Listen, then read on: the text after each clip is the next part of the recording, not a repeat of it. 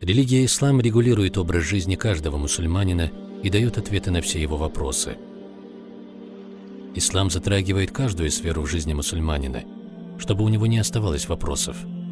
Поэтому в исламе принято соблюдать правила поведения в любой ситуации.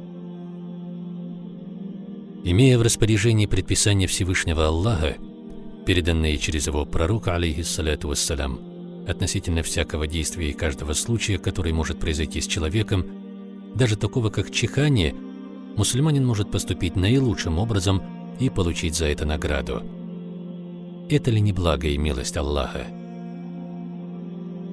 Сообщается, что посланник Аллаха, алейхиссаляту вассалям, сказал: «Поистине Всевышний Аллах любит чихание и не любит зевоту».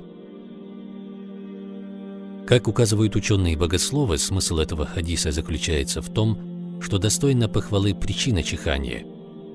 Чихание вызывается легкостью тела, являющейся следствием умеренности в еде, придерживаться которой рекомендует шариат, поскольку это ослабляет силу страсти и помогает заниматься поклонением Аллаху.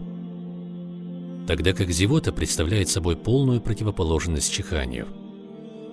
В том, что Всевышний Аллах любит чихание, у нас не может возникнуть сомнения, ибо об этом недвусмысленно говорится в выше приведенном хадисе, который приводится в нескольких сборниках достоверных хадисов. Кроме того, у чихнувшего человека или у того, кто присутствовал рядом с чихнувшим, есть возможность получить еще и вознаграждение от Всевышнего. Со слов Абу Хурайры, да будет доволен им Аллах, передают, что пророк, саллаллаху алейхи вассалям, сказал: «Поистине Аллах любит чихание и не любит зевоту. Если кто-нибудь из вас чихнет и воздаст хвалу Аллаху, то каждый мусульманин, услышавший это, должен будет сказать чихнувшему: «Ярхамукаллах, да помилует тебя Аллах». Как сказано в выше приведенном хадисе, ответить на чихание словами «Ярхамукаллах», если чихнувший воздал хвалу Всевышнему Аллаху, произнес «Альхамдулилля», является обязанностью мусульманина перед другим мусульманином. Если кто-то рядом чихнул и не воздал хвалу Всевышнему Аллаху, то человеку, который находится рядом, не следует отвечать ему благопожеланием, ташмитом.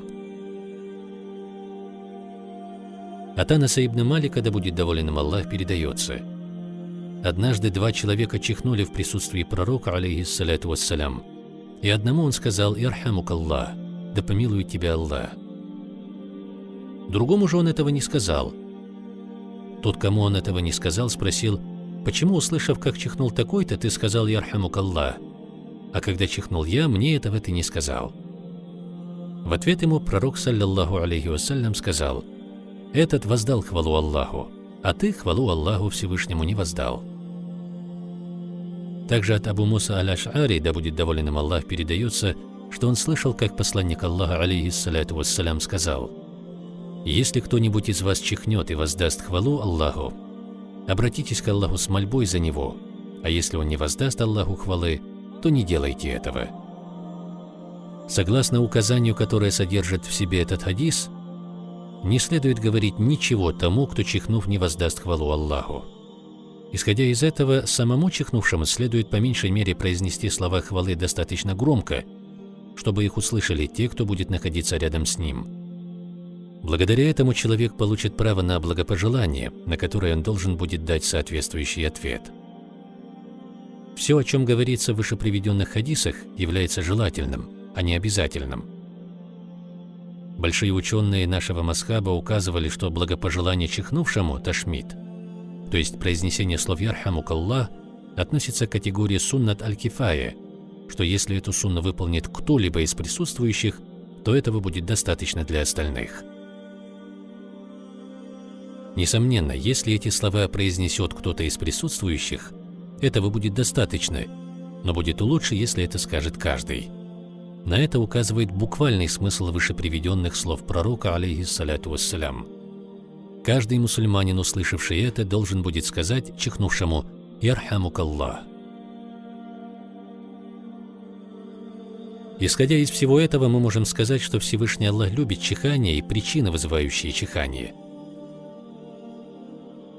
Помимо этого, каждому чихнувшему или тому, с кем рядом чихнул человек, дается возможность получить вознаграждение, воздав хвалу Всевышнему или ответив на это ташмитом.